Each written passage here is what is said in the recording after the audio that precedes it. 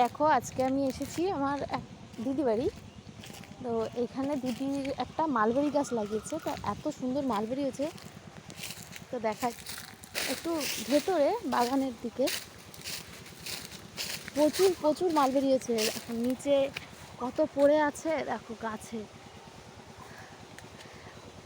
আমাদের এখানে যেহেতু মালবেরি গাছটা খুব কম, নেই বললেই চলে, তো পাখিরা প্রচুর পরিমাণে মালবেরি খায়।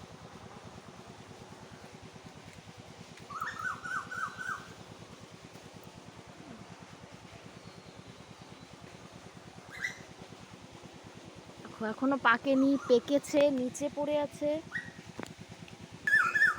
এই দেখো,